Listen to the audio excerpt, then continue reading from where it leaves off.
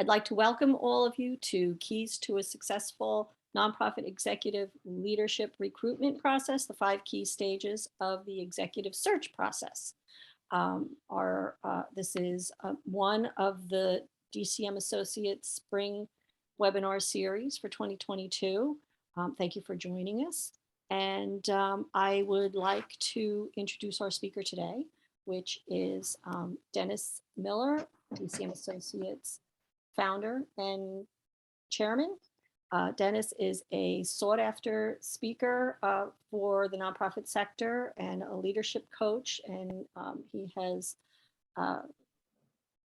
how many years of experience, Dennis? I don't know at this point what we're saying. Certainly, we could probably start to admit 40 years, but I used to like when it was 25. I was afraid to lead with 40, but he has been a hospital CEO and a consultant and a search consultant. And also, you know, I should mention that the basis of this talk is the book that he wrote a few years ago. Dennis, if you want to advance to the next slide, they can see a picture of the book. Yeah, I'm gonna just, I've got to see here, bear with me. I'm just moving away from admitting all these people here. So, oops. There we go. A guide to recruiting your next CEO, which is a more detailed explanation and description of the process that Dennis uses in his searches. So without further ado, Dennis, I will turn it over to you, and I will keep admitting people for as long as I can stay on the line. Oh, thank you, Michelle. Hello, everybody. Thank you for joining me today on our webinar. I appreciate Michelle's introduction here. And so I'll just sort of start, you know,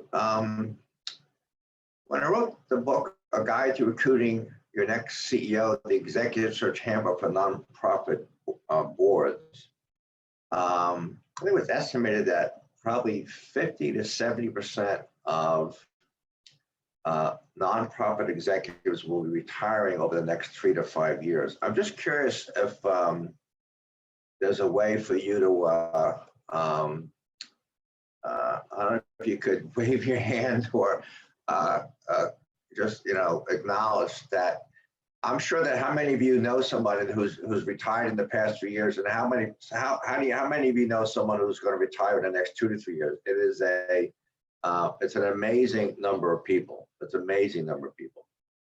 And that's brought on by a couple of factors. Certainly it's the baby boom generation of people that grew up in the 60s and 70s that wanted to commit their life to social causes. And they're into a retirement phase.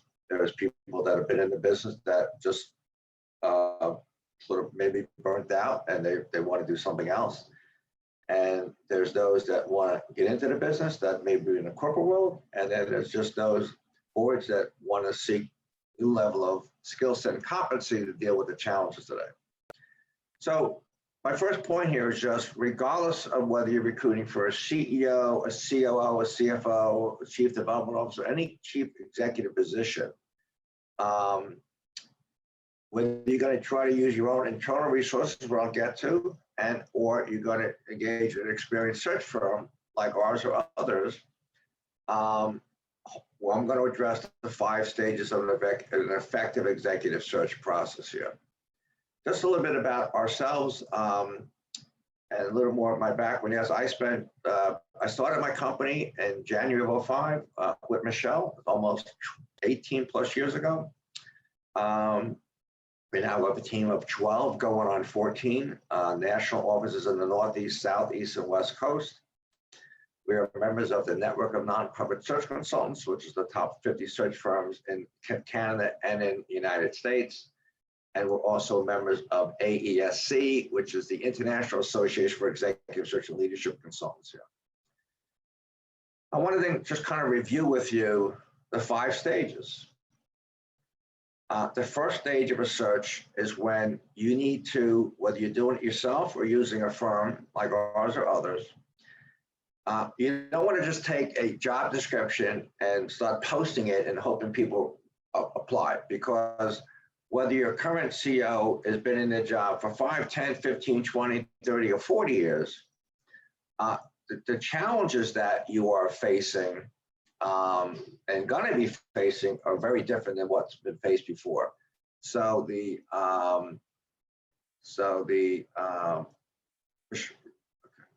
just getting a lot of these admits, Michelle, you're taking care of it, right? Okay. So the first thing you want to do is analyze what are the challenges that your organization is facing, and what's the competencies and skill sets and experience that you need the new person to address. That's number one. When we finish that phase, we end up creating, you'll see a bit later on in the webinar today, an ideal candidate profile that profiles your organization, but also profiles the roles and responsibilities of the position, but certainly ideal competencies. Again, you may have John or Jane, retiring after 30 years or 25 years on the job and want someone just to be like them, but very often the case is that the skills or competencies in a different, well, I'll explain, you'll need it differently. What we have is, in terms of second stage, is to conduct an extensive target outreach to organization, trade association, to identify potential candidates that may have those competency, skills, and attributes. It's not about who's interested in the job. It is about who can you talk to in the industry, in trade associations, in universities, in chambers of commerces, and the local businesses, and foundations, and things like that. Who do they know that may be a good person? Whether they're interested or not is for you to find out. So after stage 2, you then start to want to go to stage 3, which is potential candidates that you want to approach and test their interest in the opportunity and persuade them to consider the new opportunity. That's pretty much what it is. The biggest factor at all in the search process is stage 2 and stage 3. And I'll explain the difference when you do it yourself versus hiring a firm.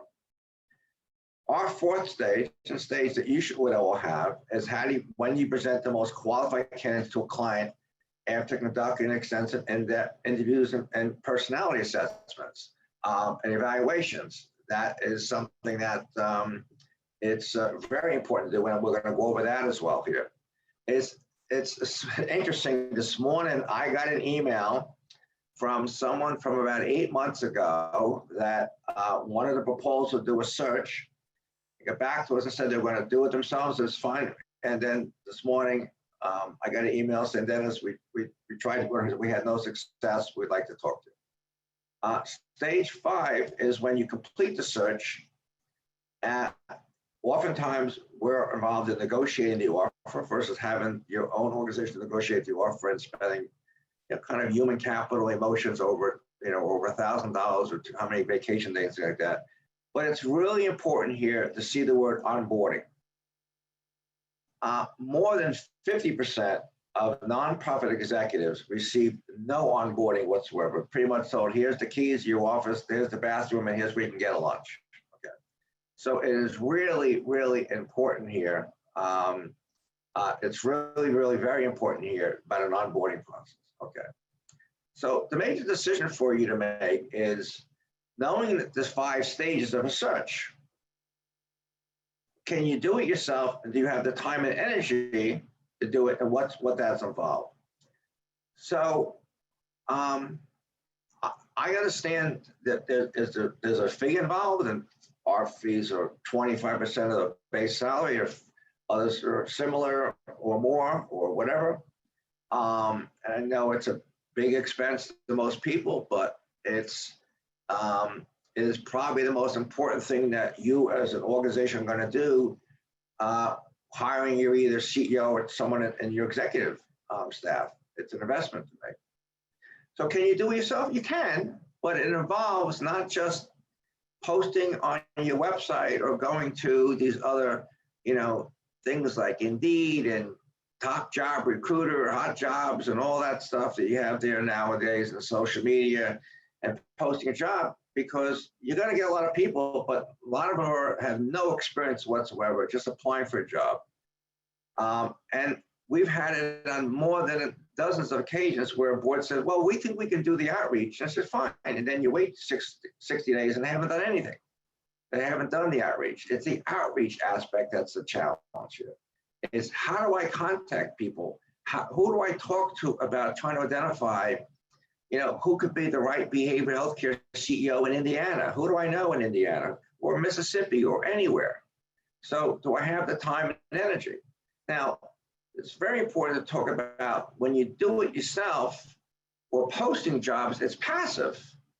Where if you post a job and it's passive, you're waiting for people to respond to you, but you're only going to get people that are either looking for a job or unhappy in their job. Most people that we recruit or any other search firm recruits is we're looking for people that are happy in their job, that wouldn't think about applying for a job for a lot of reasons. They're happy, but we're going to bring an opportunity to their attention. And that's important here. Also, a lot of people won't respond to an ad because they want to protect their own confidentiality. Someone on your board may know their board where they're working. They're not going to do that here. So it's a big decision for you to make, a very big decision for you to make about, do you do a search yourself or do you have someone help you with it?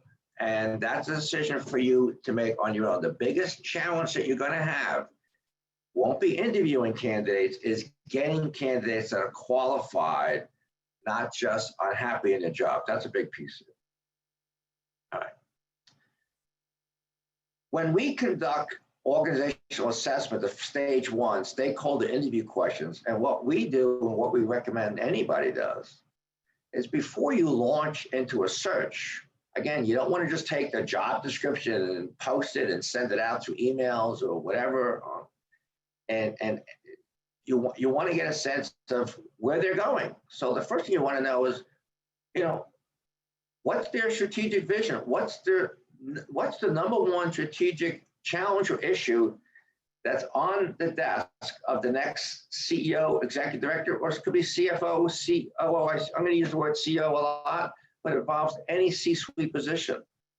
So it's like, you don't have to have a total comprehensive, strategic plan done, but you certainly want to know what's the biggest thing that I need him or her to do.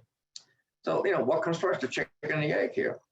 Clearly, one of the things that you have to find out today, over the past 2 years, and everybody knows it with, the challenges of COVID, is what are the challenges? Are people going back to work now? Is it still remotely? What are the challenges?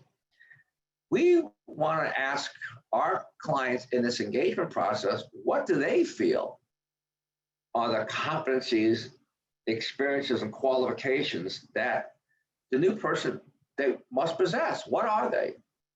And we also want to find out, is there any specific competency or skill that you hope the next person has that your current person, again, whatever executive position, doesn't have? It's not a criticism, just an observation. Oftentimes we get things like, we'd like the same thing that Jane or John does, but maybe if they were more out, external officer out there in the community talking about our organization more. We want to find out about the work culture. What is the work culture like in your organization? Are there any interpersonal or operational challenges that the next person's got to face, et cetera? And we want to find out, ask about the challenges of your board and the strength of your organization. So basically, I tell everybody in a little joking fashion, I said, every board wants us themselves to recruit superwoman and superman. But I tell them, but every superwoman and superman wants a super organization, a super board. So you want to make sure that your organization is ready for the new person. It's going to be different. It's like selling your house. You may have to clean it up a bit before you put that sign out front, right? So you put a little paint on maybe some of the things in the house here. So the first thing is conducting stakeholder assessments. Today's ideal competencies that we see sought by boards are the following. And before I say that, I'll just say this here. 5 or 10 years ago, certainly boards were seeking, and still are to an extent, someone who was very passionate about the mission. And that's still important today. That's never going away. So they were someone who was mission driven, someone who was a involved in programs and services. Perhaps someone was involved in community relationships. Maybe someone was a grant writer. But today, what we've seen over the past 10 years and last 5 years and 3 years, search business is booming, is these competencies that boards are seeking someone who's a visionary thinker. In the old days, it was, we'll set the vision, we want you to implement. Today, they say, tell us where you think we should need to go. And what's our plan to get there, and how are we going to measure it? And I say this to everybody all the time. I said, the simplest question to ask any organization, any board, any leadership team is, what's your vision? The hardest question is to answer it. It's easy to answer your mission, your purpose, and why you exist. It's very difficult for most people to explain where we headed here. Number two, obviously today, emotional intelligence is very high. The ability to manage your emotions, to manage the emotions of other people, to respond appropriately to people, to have a good insight and self-awareness about yourself. It is just crucial. There's no way you can lead an organization to success on your own. There's no way you can do it. So when you're looking for candidates, regardless of what executive position, emotional intelligence is really, really important. And I'll come back to that a bit later here. Being a relationship builder. I cannot also say how important that is here. When I wrote my first book, it came out, I guess, in 2007, called A Guide to Achieving New Heights, the 4 pillars of successful nonprofit leadership. The first pillar was about relationship building. And I realized when I became, the second time I became a president of a medical center and took over an organization that didn't realize how struggling it was, I had to win over the entire employee base because I had to make a lot of changes. And I had to make sure they could trust me and respect me and know that I cared about them and that they were heard. So relationship building is vitally important. Next, the entrepreneurial spirit. The days of getting all your funding from public sources of funding in state and county and government and federal are over. Most of them, they're in budget deficits. Today, you have to be an entrepreneurial spirit to be able to seek investors in your success. And one of the big things that I would ask everybody that we do a search for, and anybody at all, and it's a question that I'd like to ask all of you without you being responding to this point, is if I would ask you, what's your organization's top achievement the past year, can you articulate that? What's been your greatest achievement, and how well do you communicate that? But you need today to seek people that will invest in you. Today, many businesses, small and large, and corporations want to be involved in your community. They want to be involved. It's part of the good workforce habits and everything else. It's part of their ethical and their values here. Have them not just become sort of just a sponsor for your annual gala in the back or inside cover of a magazine. Talk about investing in one-year programs here. It's something that I've done in the past a lot, and it's something that's very important. Next thing is, boards are seeking people that are brand builders. It's, oftentimes you've heard the expression, I know you have, we're the best kept secret in town. Well, that's not good anymore. Today, you all know the term, being a positive brand identity, and IBM and Apple and all that stuff here. Yeah, they've all built positive brands for the most part. But nonprofits need to build brands. People need to know not just about you and what you do and where you're located and the service you offer, which is important, but they need to be able to. You've got to convey to them also the impact you're having. We're working with a client right now doing a CEO search.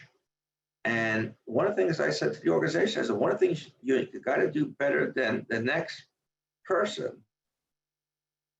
is they have to communicate the impact you're having better. You're not communicating your impact well. People know what you're doing, you try to raise money, but you haven't really done a good job communicating the impact you do. So I can't overemphasize the need to be a positive brand builder.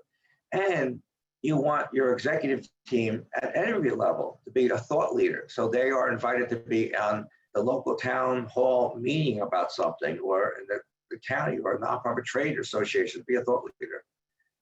You want people to, today, going it alone is a long process here. And it's not necessary. As a matter of fact, most funders want people to see collaboration. So they want to see someone who's both a, sort of a homeless, affordable housing provider, maybe team up with a job training site and things like that, and also a food pantry to collaborate on something and submitting a grant. I never forget, one day I had the president of a large bank and was leaving his conference, nonprofit conference that his company had.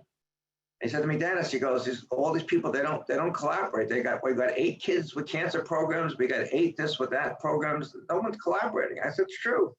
So today it's really important to collaborate. And that's a discussion to itself, but you want to collaborate where you can to share missions, share goals, and things like that.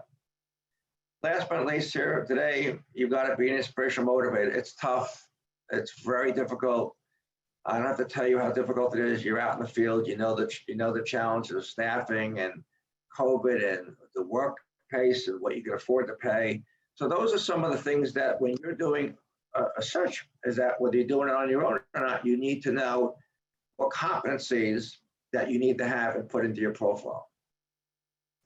Now, when that's all done, we do something called the ideal candidate profile. Now, this may be difficult for you to see in small print here, but you will get a copy of both the recording and the presentation. You'll get that sent to you, so don't worry about it. But this case was a number of years ago, obviously. We did a search for a CEO of United Way of Northern New Jersey, which is one of the largest United Ways in the country, the merger of many organizations. And the first thing you want to do is, whether it's for your own organization, so you want to highlight your own organization. You want to highlight who you are with some photos, succinct content, some linkages. You want to brag about who you are. And then obviously when that comes in, then obviously you begin to talk about the role of your organization, the role of your executive, but more importantly, the kind of ideal copy you can see here. Visionary thinker with an entrepreneurial spirit. These are things that we ask people about, and then how to get in touch with you or your search firm. That's kind of an ideal candidate profile. This ends first stage.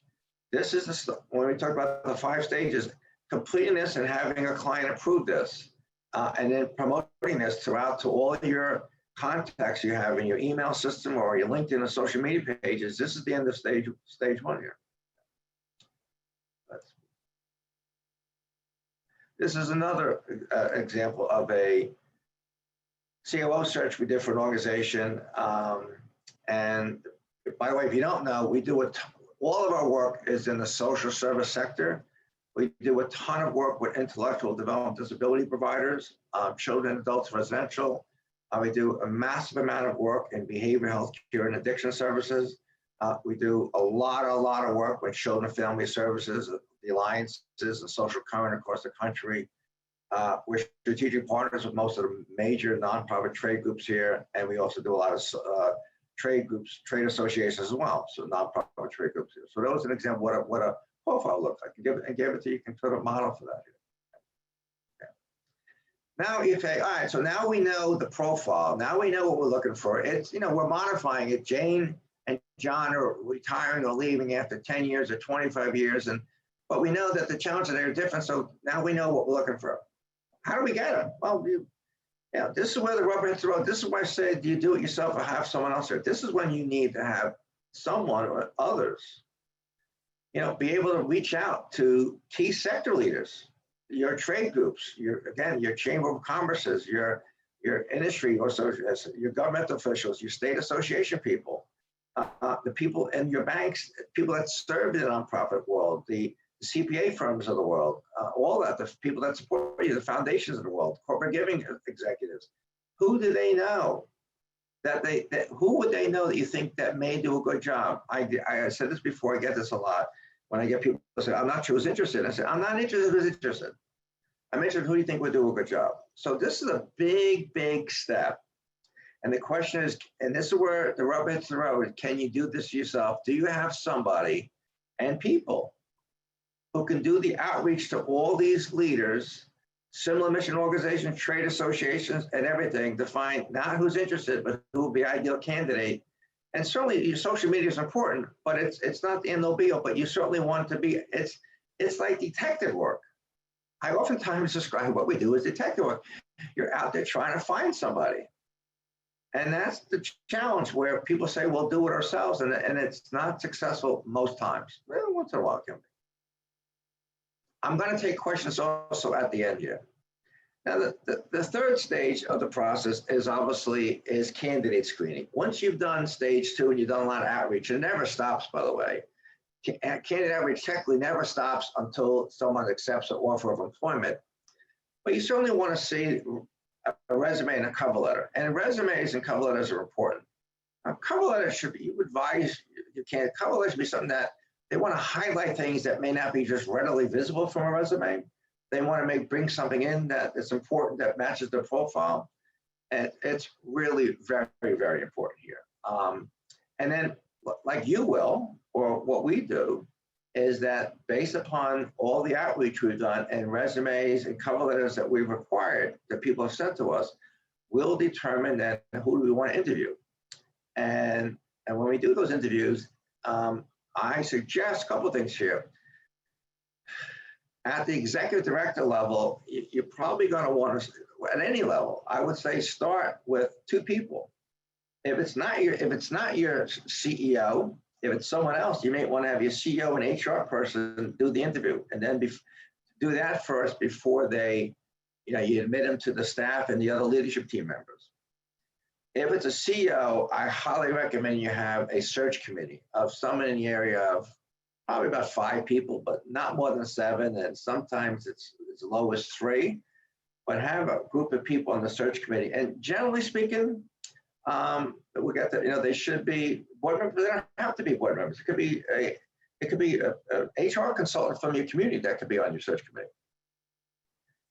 You want to have a list of questions that you ask them, but you want to ask the same questions of everybody.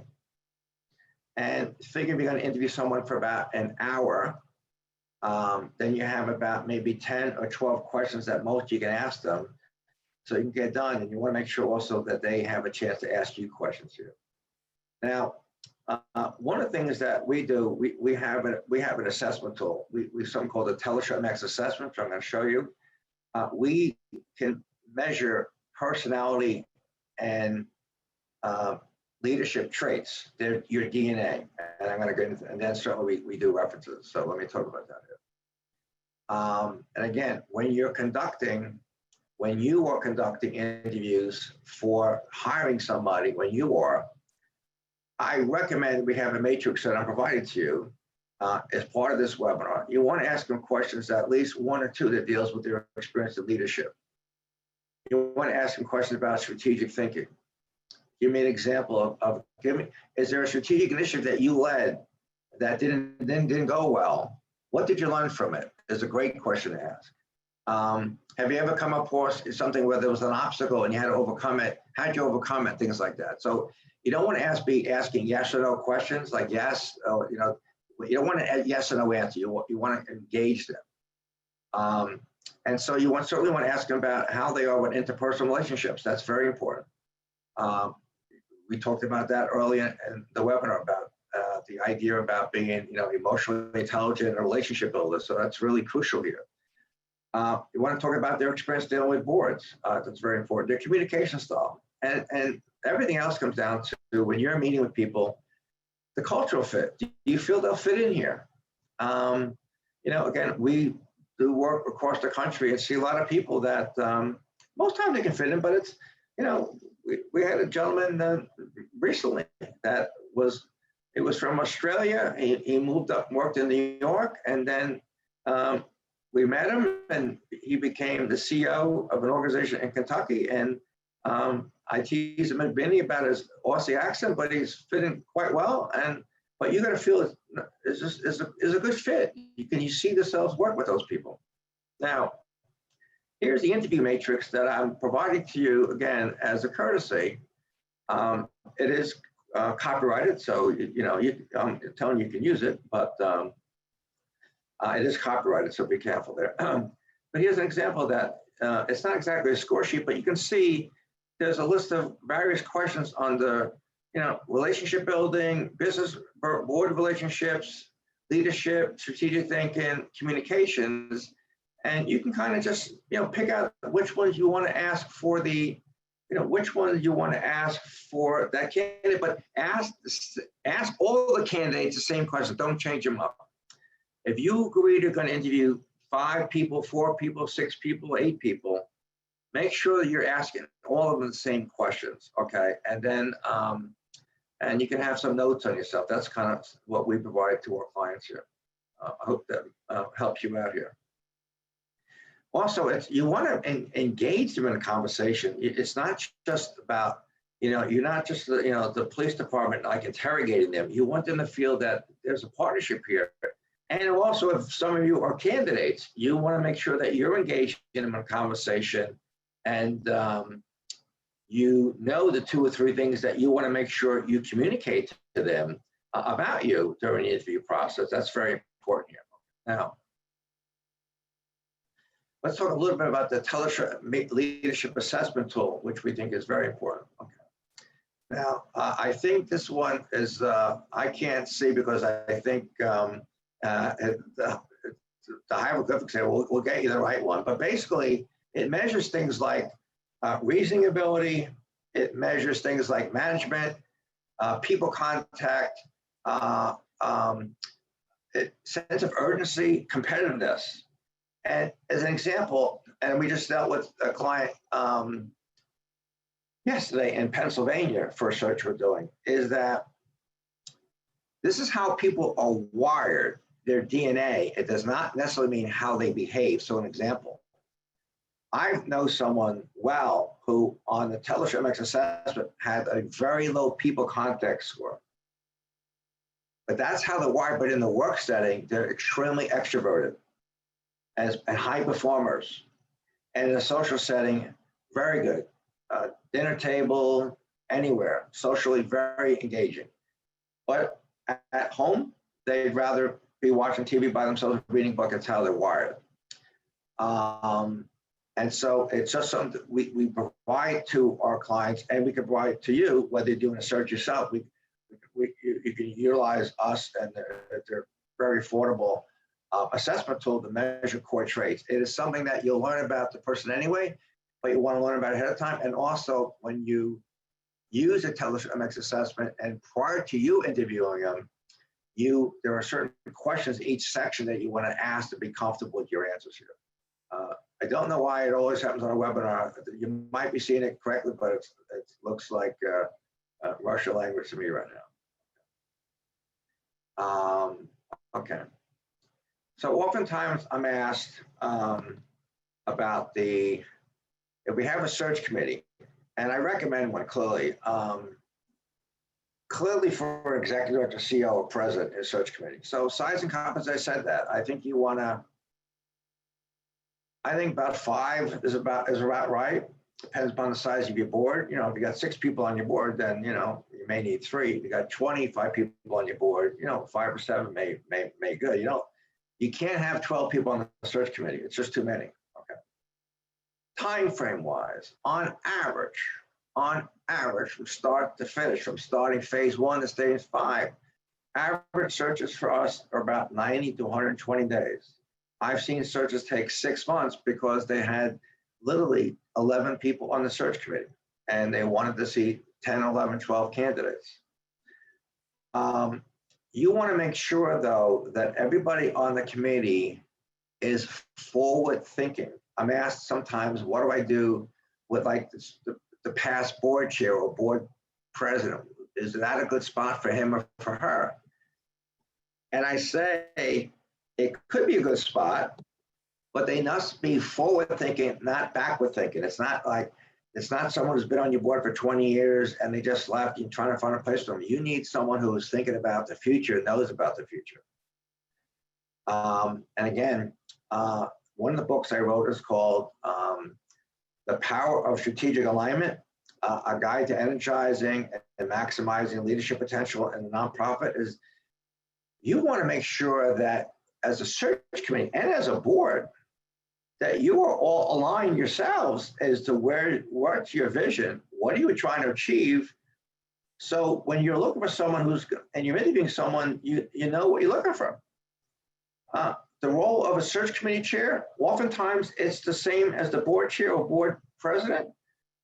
Many times it's not. It's the role is to be the contact for with the search firm or your internal group to communicate to everybody.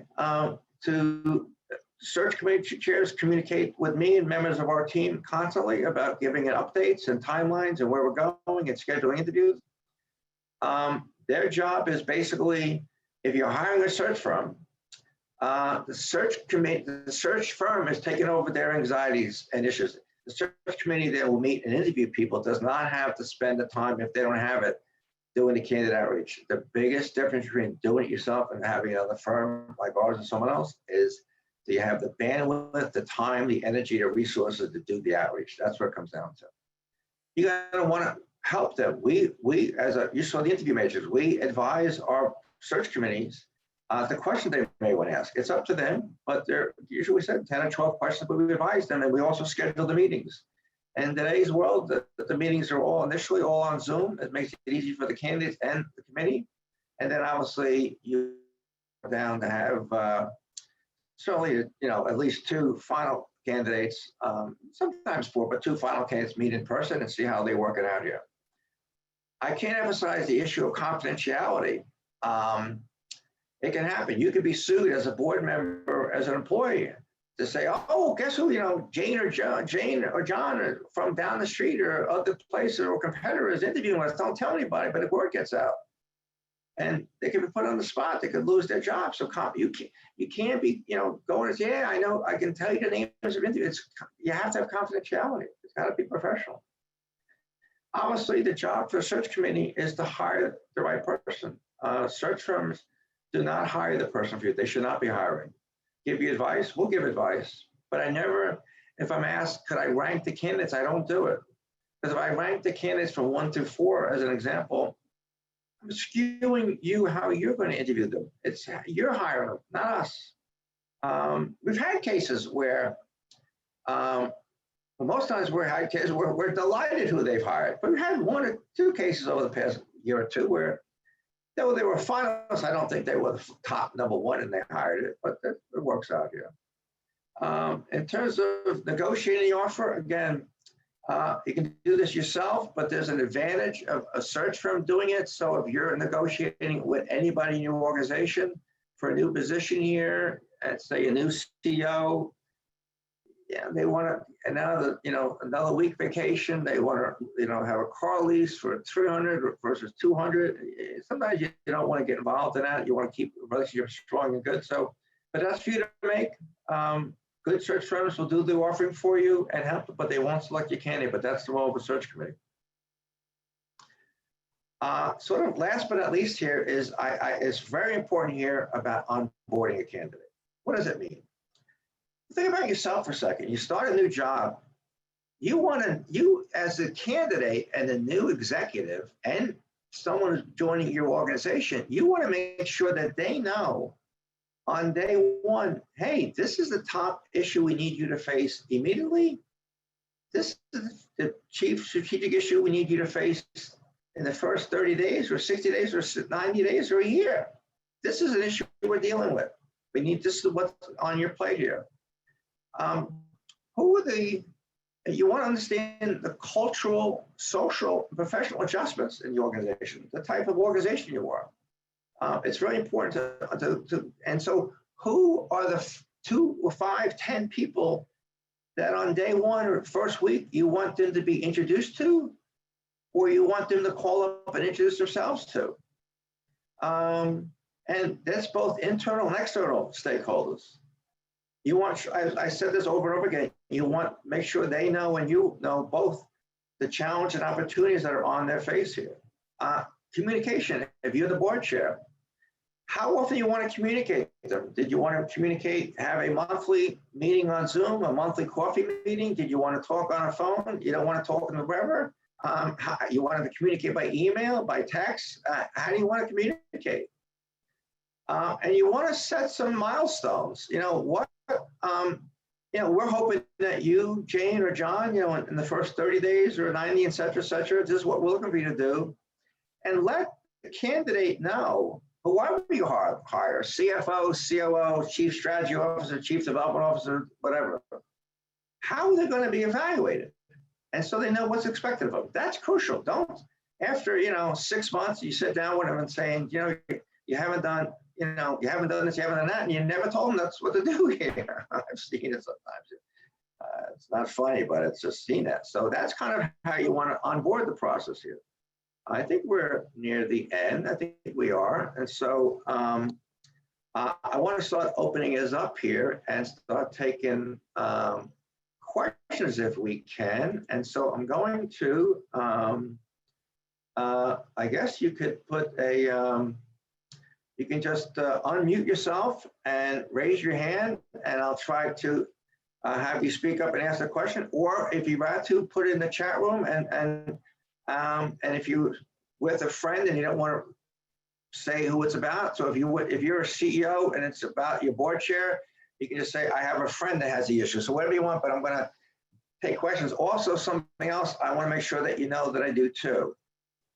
As a courtesy to each and every one of you that join our webinars, if you want to, I will provide to you and your organization a free 30-minute consultation over the next month or so. Anybody wants to, all you have to do is email me, Dennis at DCM, my initials, DCM-associates.com,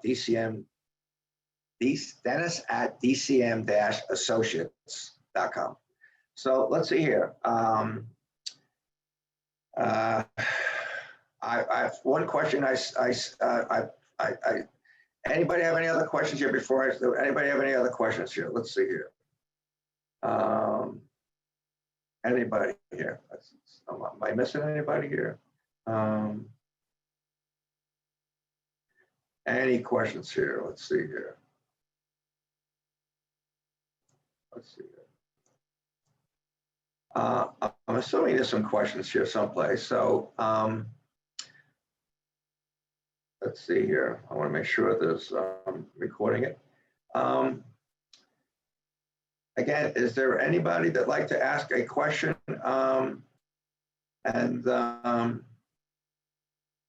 Let's see here. Yes, please note a recording of this webinar and the handout will be sent to everybody who registered, whether you're on the call today or not. So one question I see is, how do you get the board in alignment on what you want the CEO to do? And another one, I'll get to that question. So here's one.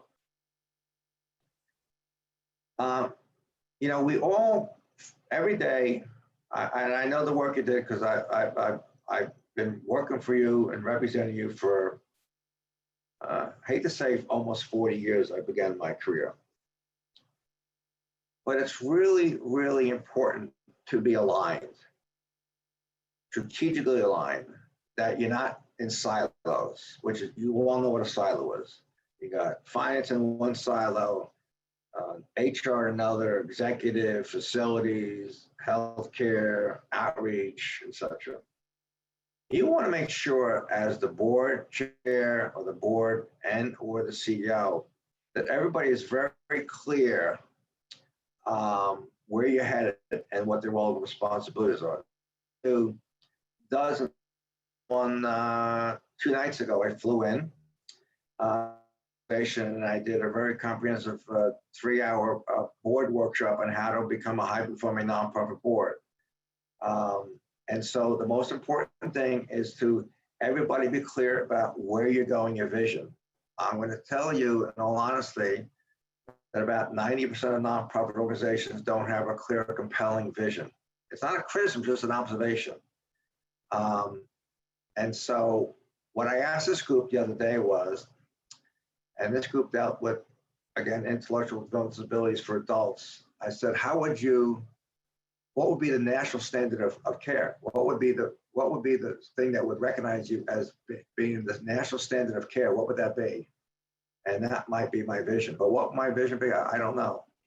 But you have to have a discussion. Now, something else I talk about. at every board meeting, I want you to think about what I call the 50% rule. And the 50% rule goes something like this here. Yes, it's important to have your executive give an update to the board, you know, my monthly update for March or April or whatever. Some have CFO, CMOO, and all kind of update reports. Make sure they get them ahead of time. Don't have to read them, that they should get them ahead of time, but highlight maybe anything, key items here. But here's what I'd say. It's important to have committee reports, absolutely here. But you don't want your board to become sort of all in favor, say aye, and just become a passive board that's your advisor for business plans and strategic plans, but they don't have a sense of ownership. And that's beyond the scope of today's webinar. But a board that feels partnership with you as a CEO, a mature board that's in partnership with you, and they have a sense of ownership of the organization, they want to achieve the vision as much as you do, is where mature board is here. Have a question at every board meeting that's both a little provocative, but you want to make sure that everybody is heard. And you know that there's always two people on every board that don't shut up, and there's two people on every board that don't say anything. So here's an example. How about every board meeting start today, before we start our board meeting or before we end? Question about what's the value we provide to our community? John, what's your thoughts? Go around there, make sure everybody's heard. What's the value? How do we measure it? How do we communicate? Do we do a good enough job? How about this? What's our image in the community? Now, your image could be internationally, nationally, it could be in the city you are. What's our greatest achievement? What we want to be? So achievement. Have some thought-provoking discussions. That's one thing. Now, I'm going to go back here. I'm trying to get your questions in here. So the one question is, what do I think the biggest issue facing nonprofit CEOs in healthcare is? There's a lot of challenges every day. Today in healthcare, it's a challenge of probably staffing. Resources is probably crucial. And certainly, yes, I see this one, but everybody's having a hard time retaining staff.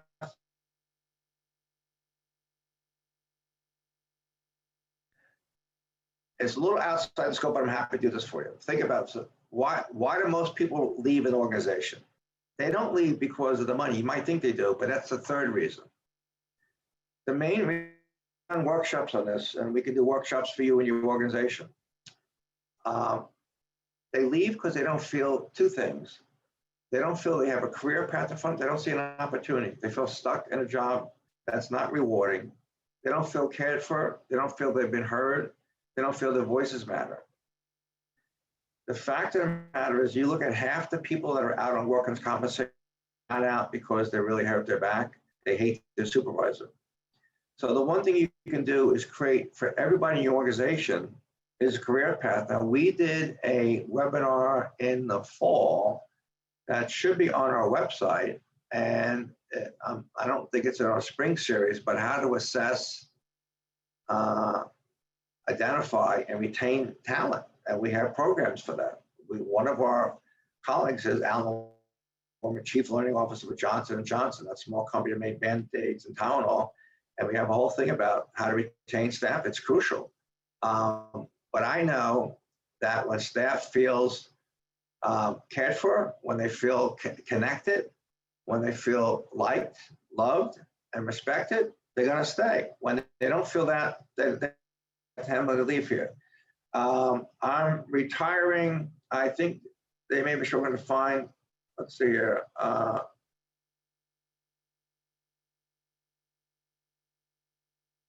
Yes, so a couple of things here on the question about salary ranges. One of the things that we do is we will do a salary analysis of comparable organizations to yours before we, well, if we're engaged in the search, we'll do it. So we'll find out if you're making $100,000 and 8 or 9 organizations of your comparable size are making 120, 30, you're going to probably have to raise your money a bit.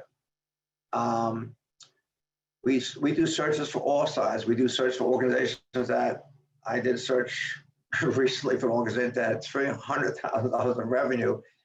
We did it, but we found someone for them at $75,000 with a $15,000 health insurance policy. And we have clients that have, $500 million of revenue. It all varies all over the place. But your board needs to do a salary analysis to make sure and understand what your competitive rate will be, because they may not have been kept up with the inflation and progress here. So that's one of the things there. So that's one question. Let's see what else. Again, so I would tell you, just looking at it, if you're an $18 million operation, regardless of what state you're in, probably $100,000 is probably low. It would most likely be low. Now, salaries in the the East and West Coast, the LA, San Francisco, and New York, Boston, Philadelphia marketplace are generally sometimes higher than the rural areas are not, but certainly it sounds like $100,000 to you, Vicki, is probably on the low side, and I could see why you'd have challenge recruiting something, but I'm happy to talk to you offline about that. We have a few minutes left. Trying to think what else I can share about yourself here. I think that I always believe this, that all of you do fabulous God's work. You're the glue that keeps our communities together in good times and bad, but especially bad. I congratulate each and every one of you for what you've been doing throughout your career for the past couple of years. It's difficult, but you should give yourselves a nice round of applause and pat yourselves on the back. There's a lot of free information on our website. It's either DennisCMiller.com or DCM, Associates.com. But there's a lot of free prior webinars. There's a ton of articles that have been written by me or others, but a lot by me. There's certainly the books. My colleague, Joe Duffy, read an award-winning book called Supervisory 1.0. I highly recommend that book for supervisory training. I always joke and tell people, if Mrs. Fritz, my 7th grade English teacher, knew or wrote 2 sentences together, she'd have a heart attack, because I wasn't a very good student back then. If she knew I wrote 5 books, she'd have probably a massive heart attack, and there'd be a party in the cemetery. She'd be so proud of me, I think. But I've written a book about, what it takes to be an effective leader, about building, being a really good communicator, thought leader, created the term the non-public stock price. I talked about being a visionary thinker. I talked about being and created the term non-profit, non-profit is your tax status, not your business plan. Let's see here. And so here's a question. I think it's a really great question. What's the preferred approach to collect insights from staff when the executives leave, and how do we make them feel heard when they don't get a vote? It's a very relevant question. Here's what I say. I think you want to meet with them. I'm doing this right now. I had the same thing come up for a search we're doing here. And multiple times, listen, the board hires and fires the CEO, the staff does not. However, I think it's very important to meet with the staff as a group, or some case maybe individual, but as a group, and ask them what you're hoping for, want to see in the next executive. And clearly, if there's anybody internally in the organization that you should encourage them to put their application forward too. We had a situation, we're into it right now, where we're doing a search, and to start our process of the strategic assessment, I reached out to the COO and sent this person an email. I can say it to her about, are you interested in a job? She says, no. But when my colleague and I interviewed her, not as a candidate, interviewed her about her perspective, I realized that, I realized that she was very interested, just didn't have the confidence. And she's a wonderful leader. So, but I do think it's important to make sure that the staff feels heard. It's very important here. And we do them as a focus group. You could do, if you got 300 employees or 3,000 employees or 50 employees, you can't meet with them all, but you can, certainly leaders, you can have a conference with your directors and stuff, but I think you want to have some kind of group forum about what they're looking for. I think particularly those people that will report to your executive, I think it's very important to be heard. Absolutely think it's very important. Hope that helps you.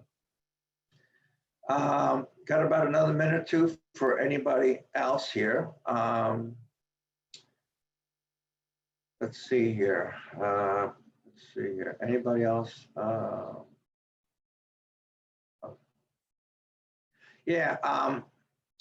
One is what answers to a question or sign you should move away from a candidate? It's not funny, but my colleague and I were interviewing someone on paper that would be terrific, and this person just couldn't answer the question, just mumbled all over the place, never stopped talking. When asked to briefly describe yourself, spent 25 minutes describing yourself. I think you got to kind of walk away. You can just kind of sense it. We've interviewed people. The interview is the most important thing. You can see people on paper, but you interview people, they tell you who they are. And if you feel that someone's not being honest or trustworthy, then you might move away. If someone's hiding something, move away. But if they can't give you an answer and they're all over the map, it's concerning. So that's so yeah. All right, well, I think we're good. I got one more minute to see if let me see if I'm missing something back up here. If I can go back up here, let's see if there's anything else that I missed here. You all got the same kind of questions here. I see Mr. John Bailey's out there in Australia, I guess. John, good to see you here. Again, I thank you for being part of our webinar. We have a number of those coming up soon. And again, I will do everything I can to accommodate you. If you want to have a private consultation with me for 30 minutes or less, just send me an email and I will try to work it out for you. And if you want to have 3 people on the call, it's fine. You want to have just yourself or 3 board members or 5 board, it doesn't matter to me. I'm happy to do it here. Again, you'll get a recording and you get the PowerPoint. And I thank you all very much and look forward to chat with you and talk to you soon. Thank you so much.